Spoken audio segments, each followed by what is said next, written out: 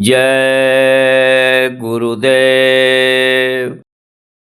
सतगुरु की महिमा अनंत, अनंत किया उपकार। लोचन अनंत उघाड़िया, अनंत दिखावन हार।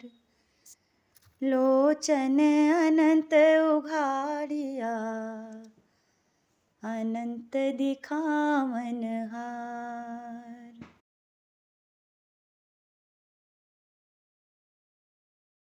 सतगुरु खिए लगाओ पार, नैया भंवर पड़ी है मेरी।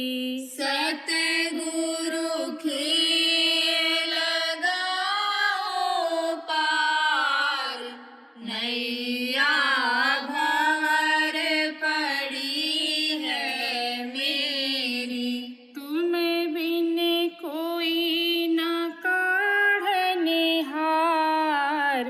इससे शरण पड़ी हूँ तेरी।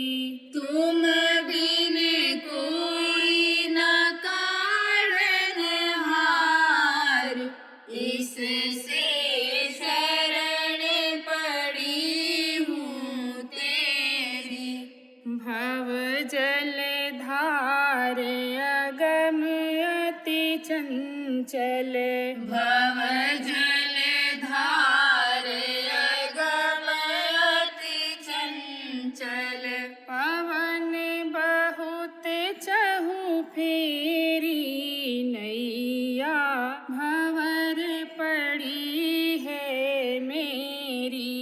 पवन बहुत चहु फेरी, नैया भंवर पड़ी है मेरी। नाव पुरानी मेरी कागज की, नाव पुरानी मेरी कागज की। भीगी तस तस गलेरी, नैया भंवर पड़ी है मेरी। भीगे तस तस गलेरी, नैया भंवर पड़ी है मेरी। सुन के टेर दीन जनों की, सुन के टेर दीन जनों की। गुरु आवत लगी ना देरी, नैया भंवर पड़ी है मेरी। गुरु आवत लगी ना देरी, नैया भंवर पड़ी है मेरी। नाम जहाज खड़ी कर दी, नाम जहाज खड़ी कर दी। भय छूट गई सब मेरी, नैया भंवर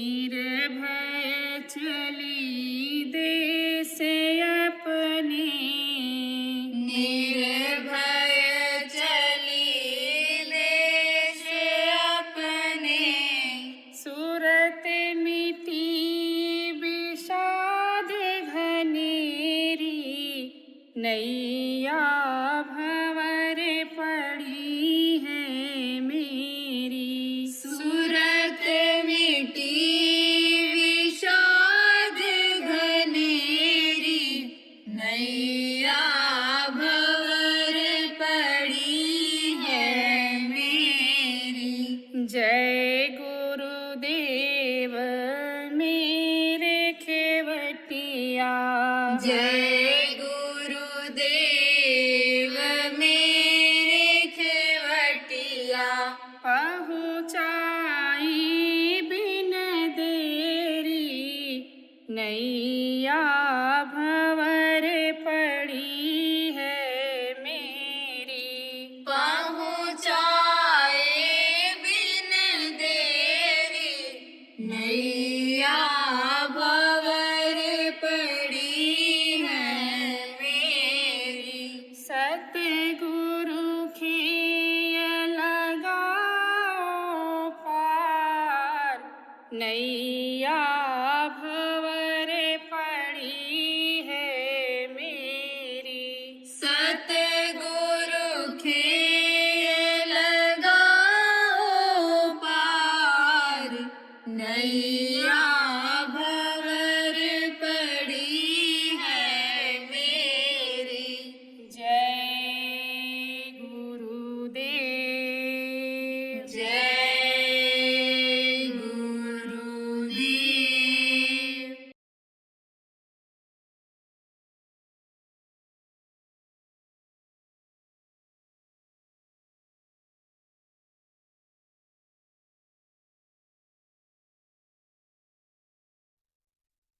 तो आप ये समझो कि वो कहाँ से इन चीज़ों को बनाने के लिए मसाला पाए जो सबसे न्यारा है।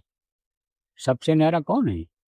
सबसे न्यारा वो राम है जिसके लिए संतों ने कहा, एक राम दशरथ का बेटा, एक राम घट घट में लेटा, एक राम का सकल पसारा, एक राम सब जग से न्यारा। कि जितने भी नीचे के लोग हैं सब के मालिक वही हैं, इनको सतपुरुष कहा गया है। तो उनसे इन्होंने मांगा था तपस्या करके वरदान के रूप में, उन्हीं के पुत्र हैं। जितने भी जीव हैं, जितने आप बैठे हो यहाँ पर, सब उन्हीं के अंश हो। अंश माने छोटा टुकड़ा। जैसे कहते हैं ना कि हमारे पिता हैं, इनके रक्त से हम जो है, इनका रक्त हमारे शरीर में है, खून का हमारा रिश्ता है। ऐसे ही इनका भी रिश्ता और आपका भी, हमारा जितनी जीवात्माएं यहाँ धरती पर हैं, आसमान में उड़ रहे हैं, पक्षी हैं, जमीन के नीचे कीड़े मकोड़े हैं, सब न उन्हीं की अंश है, उन्हीं की जीवात्मा है। तो आप ये समझो कि कहोगे भाई तो ये कीड़ा मकोड़ा क्यों हो गए? कर्मों के आधार पर हो गए। कर्म खराब हो गए तो सजा मिल गई। तो वो ईश्वर प्रार्थना किए, तपस्या किया। देखो तपस्या का फल मिलता है। कल बताया था कि तन को जारो, तन को तकलीफ देनी पड़ती है, शरीर को, मन को मारो। मन अगर कहीं जा रहा हो तो चित्त से चिंतन करो कि यह हमारे परमार्थ के अच्छे रास्ते से चल रहा है कि अलग जा रहा है। और फिर उसके बाद बुद्धि लगाओ। बुद्धि लगाओ तो कहोगे कि भाई ये तो हमारे असली काम से अलग कर दे रहा है, हमको ये काम नहीं करना चाहिए, तो वो काम नहीं करना चाहिए। तो अब आप ये समझो प्रेमी कि इन्होंने तपस्या किया, तप किया और उसका फल मिला इनसे। पिता का दर्शन हुआ अंतर में, सत्पुरुष का दर्शन किया अंतर में, देखा इन्होंने। तो जब देखा इन्होंने तो पिता बहुत खुश हो गए। क्यों खुश हुए? इनके तपस्या से, इनकी साधना से। इन्होंने जो मेहनत किया, संकल्प बनाया दिन रात कि हमको पिता का दर्शन नहीं हो रहा है, दर्शन होना चाहिए। तब इनको दर्शन हुआ, पिता खुश हो गए, बोले भाई तुमने बहुत मेहनत किया है। जैसे कोई मजदूर हो मेहनत करे कि हमको हराम का पैसा नहीं लेना है, हमको हलाल का पैसा लेकर जाना है कि बच्चे हमारे फलें फूलें। और जब मालिक खुश हो जाता है तो खाने को दे देता है उसको, कपड़े नहीं है तो कपड़ा भी दे देता है और मजदूरी अलग देता है। तो खुश हो गए वो। कौन? सत्पुरुष खुश हुए, बोले तुम मांग लो जो तुमको मांगना है। तो इन्होंने लालच बस कर दिया या आप हमको अपने ही जैसा राज्य दे दीजिए। बोले ठीक है, दे दिया, आ जाओ यू मस्त, लेकिन अब नहीं आओगे मेरे पास। आ नहीं सकते हो, आप जा नहीं सकते हो। आप तो जा सकते हो उनके पास साधना करके, लेकिन वो नहीं जा सकते। तो मिल गया। अब इन्होंने ये सब मसाला दिया, विस्तार किया। जब इधर विस्तार कर दिया, सब बना दिया, ये धरती आसमान पेड़ पौधे ये सब बना दिए। आप लोगों को सत्संगों में बताया है कि कौन कौन कितने बनाए गए थे शुरू में, ज़्यादा विस्तार का आज समय नहीं है, तो ये बना दिया जब। अब इसको चलाने के लिए आत्माएं चाहिए, तो आत्माओं को मांगा। अब वो जो ऊपर में थी आनंद ले रही थी, तो ऊपर से वो सब देख रही थी, क्योंकि ऊपर हम देखो बैठे हैं तो हम सबको देख रहे हैं। अब आप नीचे वाले हमको नहीं देख पा रहे हो जो इधर बैठे हो, ऐसे ही है। तो ऊपर वाले वो देख रहे थे कि हम जाएंगे, हमको बड़ी तकलीफ हो, बड़ा कष्ट होगा, वहाँ पर परेशानी होगी, निकलना मुश्किल हो जाएगा वहाँ से। इतना इसने जो है वो इस तरह का बना दिया है ये। तब सत्पुरुष से प्रार्थना किया, कहा कि आप हमको क्यों भेज रहे हो, हमने कौन सी गलती किया है। तब उन्होंने कहा कि घबराओ नहीं, मेरी मौज हो गई है, मेरी ये इच्छा है कि आप चले जाओ। जैसे कोई अधिकारी किसी अपने बाबू को दूसरी जगह भेज दे, तहसीलदार हैं, एसडीएम हैं, कहाँ साहब कहाँ तुम वहाँ चले जाओ, उस दफ्तर में चले जाओ। तो अगर वो गलती नहीं की है, कहेगा साहब वहाँ क्यों भेज रहे हो हम तो आप, और अगर वो कहने मेरी इच्छा हो तो याद चले जाओ, तो उसको पता है ये जब चाहेंगे जाने वाले बाबू को कि जब चाहेंगे हमको बुला लेंगे, इनको पावर है। तो वो सब उतर के आ गई इधर, धीरे धीरे धीरे धीरे ऐसे खंडों में। तो आत्माएं मिल गई, तो इन्होंने ये सब विस्तार कर दिया। अब सतपुरुष के ही सब अंश थे, और उनको यह मालूम था, ये सब लीला उन्हीं की है। उनको मालूम था कि इनको जीवों को ये अब फंसाएंगे, तो ये शरीर बनाने का तो मसाला दे दिया, लेकिन बहुत छोटा सा सुराख, जिससे इस शरीर में जीवात्मा उतारी जाती है, जिसको पिंडी 10वां द्वार कहा गया, शिव नेत्र कहा गया, थर्ड आई, रूहानी आँख मुसलमान फ़कीरों ने कहा। वो सुराख अब बनाने का इनके पास मसाला नहीं रहा, तो उतना सुराख बना रह गया, उसी से जीवात्मा डाली गई, लेकिन निकलने का भी रास्ता उसी से है। ऐसा उपाय यानी संतों ने निकाल लिया। जो तद्रूप होते हैं, तद्रूप किसको कहते हैं, सतपुरुष जैसे ही पावर देते हैं, वो शक्ति देते हैं। मांस, हड्डी और मांस में यानी कोई विशेषता नहीं होती है, शक्ति होती है। जैसे देखो ये बिजली का तार है, तो वो दो साधारण तार है, अब उसमें करंट अगर प्रवाहित कर दिया जाए, करंट का संचार कर दिया जाए, तो उससे बड़ी बड़ी मशीनें चल जाती हैं। ऐसे ही शरीर वही होता है, लेकिन युक्ति उनको मालूम होती है। तो अब हुआ क्या समझो, हुआ यह समझो, बुद्धिजीवी लोग समझो, पढ़े लिखे लोग, तभी आप लोगों को कुछ बता पाओगे। सारी बातों को आज सुनना ध्यान से, क्योंकि अब आपकी ज़रूरत है। ये बेचारे गांव पे लोग दूर दूर से जो आते हैं, दूसरे प्रदेशों से आते हैं, ये समझ नहीं पाते हैं, आप समझाओगे तो ये समझ जाएंगे। सब जगह पढ़े लिखे लोग हो, समझदार हो, अनुभव वाले हो, चाहे खेती का हो, चाहे व्यापार का हो, चाहे नौकरी का हो, अनुभव वाले हो, तो आप लोग बताओगे। ज़्यादा विस्तार में न बता पाना, तो अभी आगे जो बातें बताएंगे जो ज़्यादा ज़रूरी है सबके लिए, वो बता देना। लेकिन पहले समझ लो, कोई कुछ पूछ बैठे तो जानकारी तो रहनी चाहिए।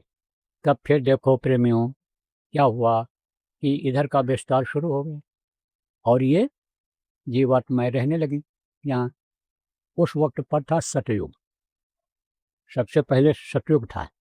सतयुग की बहुत विशेषताएं हैं, आज बताने का इतना समय नहीं है। तो सतयुग बहुत अच्छा युग था। तो उसमें क्या था, तो उसमें समझो कि जैसे कोई बीज को डाल दिया खेत में, और फिर ज़रूरत पड़ी तब बादल आए, बरस गए, खुश रहते थे ये सब।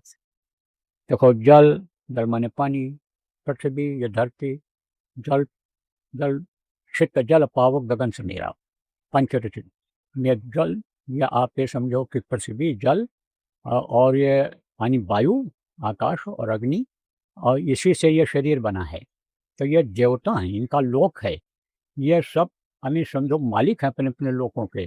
तो इसी से यह शरीर बना है और इस शरीर को चलाने के लिए इन चीज़ों की ज़रूरत है। तो जब ये खुश थे तो ना आंधी आती थी और न गर्मी इतनी पड़ती थी, इतनी हवा यानी समझो तेज नहीं चलती थी, न धीमी रहती थी, और समय पर ये बादल पानी बरसा देते थे, और जब ज़रूरत होती थी खेत की सिंचाई हो जाती थी। किसी चीज़ की कोई कमी नहीं होने देते थे। कोई भी आगजनी कहीं आग नहीं लगती थी कि अग्नि प्रकट होकर के और विनाश कर दे। तो इस तरह से बहुत अच्छा वातावरण था, और जब कोई दिक्कत नहीं थी आज की तरह से। इसके खाने का इंतज़ाम करो, कपड़े का करो, घर मकान बनाओ, बच्चों की देख-रेख करो, पढ़ाई लिखाई करो, नौकरी-चाकरी लगवाओ, कमाई आने लग जाएगी।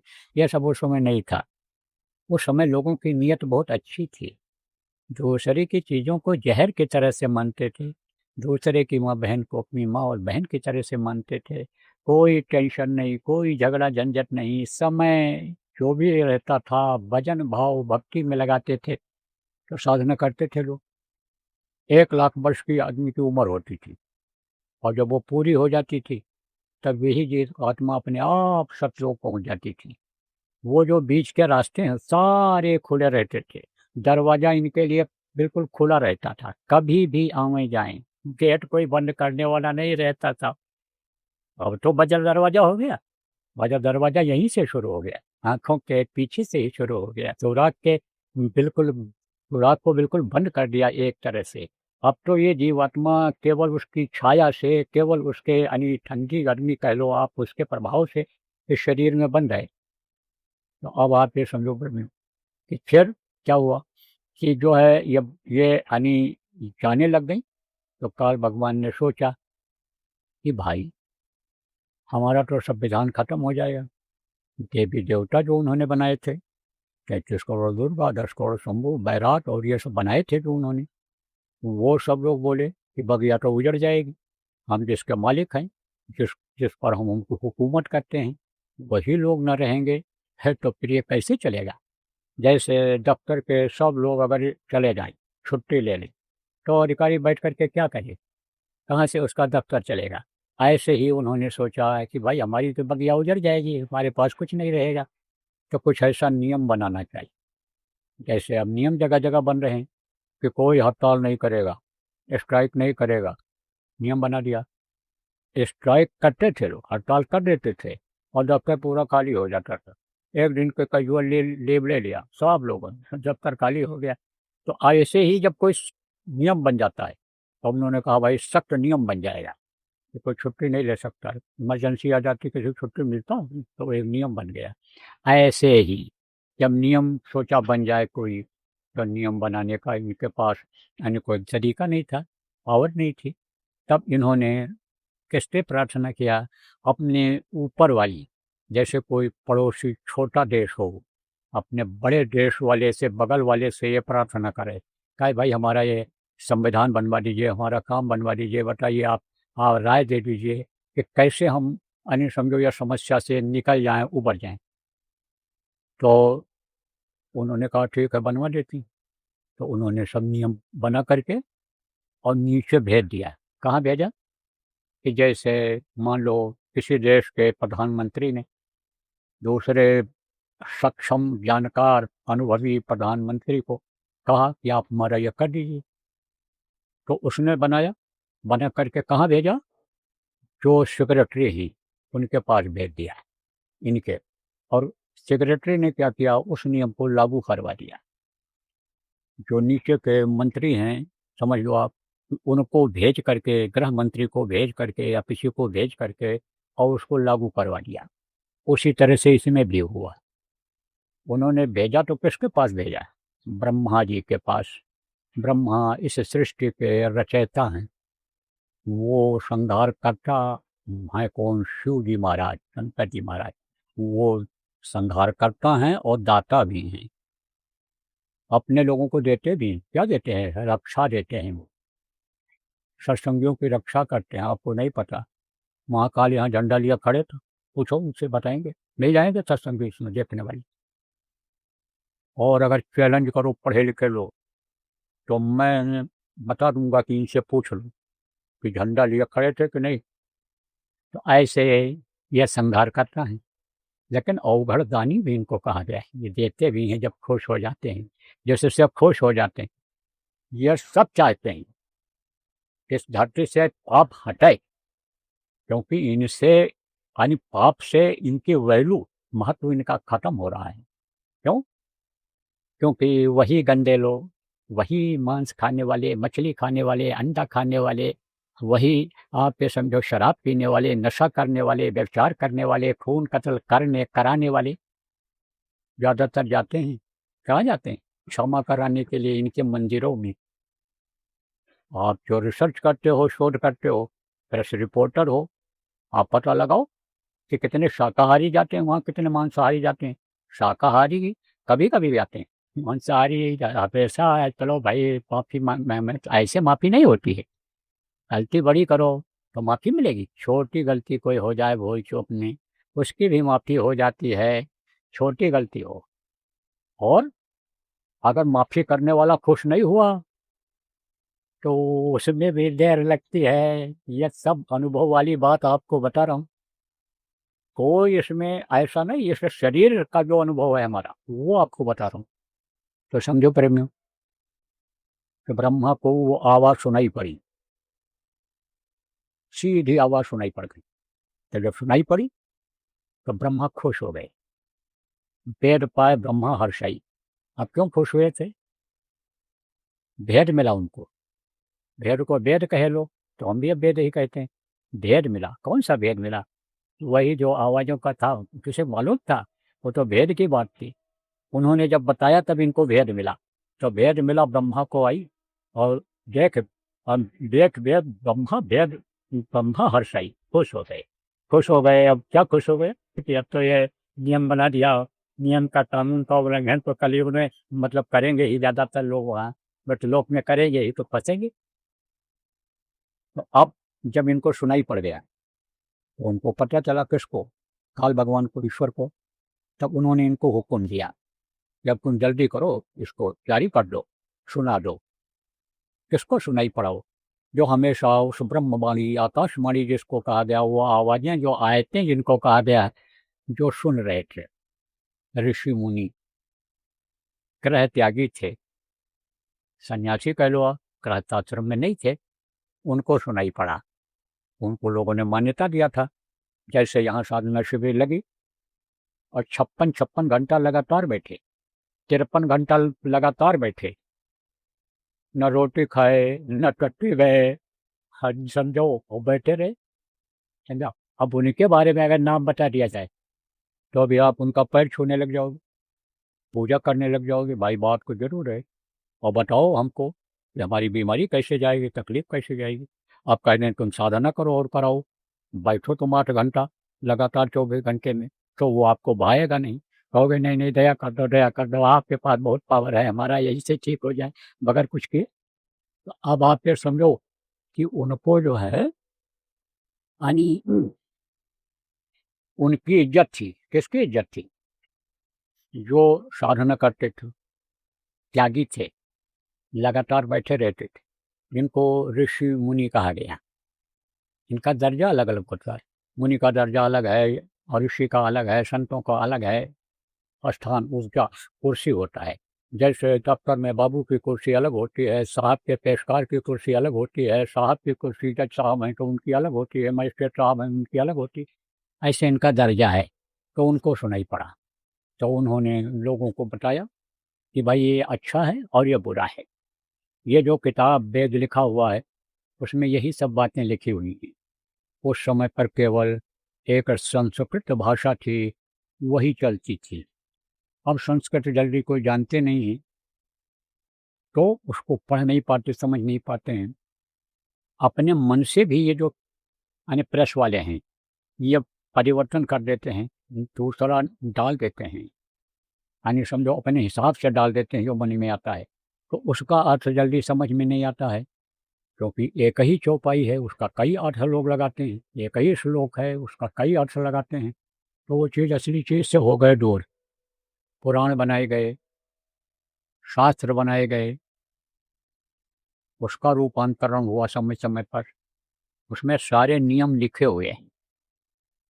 तो अब आप ये समझो प्रेमी कि वो नियम का पालन करना जरूरी होता है, और उस नियम का उल्लंघन करने से कर्म आते हैं। जैसे लिखा है कि जीवों पर दया करो, किसी ने भी यह नहीं कहा, किसी भी जानकार ने, किसी भी अन्य समझ लो कि धर्म में पैदा हुए पूरे फकीर ने ये नहीं कहा कि मांस खाओ, मछली खाओ, अंडा खाओ। सबने कहा जीवों पर दया करो। सब में जीव हैं। खजूर बना दिया, जौ बना दिया, गेहूं बना दिया, यानी फल फूल बना दिया।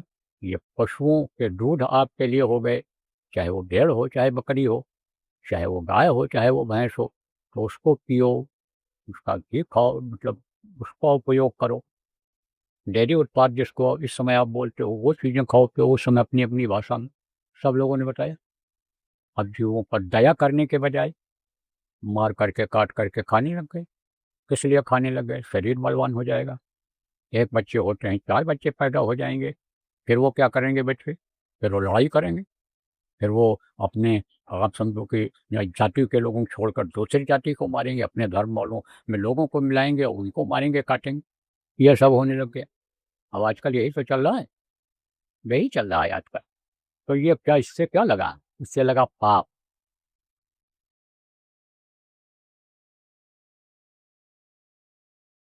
जैसे देखो प्रेमियों,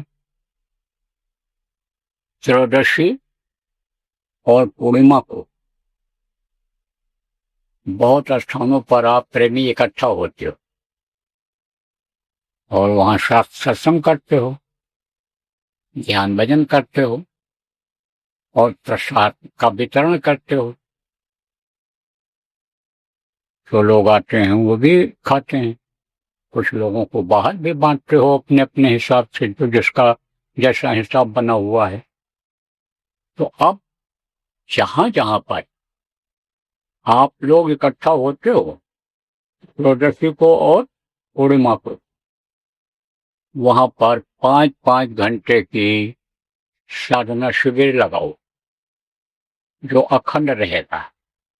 जैसे ये अखंड चल रहा है 5 दिन का, 24 घंटे का, ऐसे ही 5 घंटे का हर त्रयोदशी और हर पूर्णिमा को जहां भी आप सत्संग करते हो, चाहे वो आश्रम हो, अपनी जो आश्रम है वो स्थान हो, या कहीं भी जहां आश्रम नहीं है, आपने चुन रखा है कि भाई हमारा यह कार्यालय हम यहाँ करेंगे, कहीं न कहीं आपने जगह बना रखा है, तो वहां पर साधना शिविर लगाओ। जो हम त्रयोदशी और पूर्णिमा को सत्संग होता है जहां जहां, वहां भी अखंड ही चलेगा, वहां भी अखंड ही चलाना है। उसमें लोगों को लाना पड़ेगा बुला बुला करके, क्योंकि कुछ लोग तो उसमें चले जाते हैं, न तो परिवार के लोगों को लाते हैं, न अपने 10-11 साल के जवान और अन्य जवान बच्चों को लाते हैं। परिवार के लोगों को नहीं लाते हैं।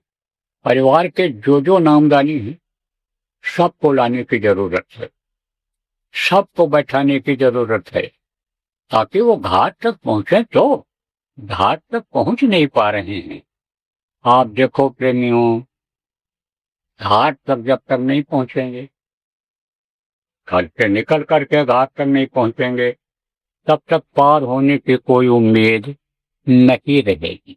जहां जहां संगत कम है, नामदानी नहीं है, लेकिन जैसे विदेश है या अन्य जगहों पर जहां जहां नहीं है, वहां अगर आपके मित्र हैं, टहलने घूमने आप पार्कों में जाते हो, व्यापार के हिसाब से एक दूसरे के पास जाते हो और वहां पर आप रहते हो, और उनको भी ला सकते हो। पूर्णिमा वाले में न कि वो बैठेंगे 5 घंटा, 2 घंटा, 3 घंटा, आधा घंटा ही बैठेंगे, तो उनको भी दिशा गुरु महाराज से मिल जाएगी।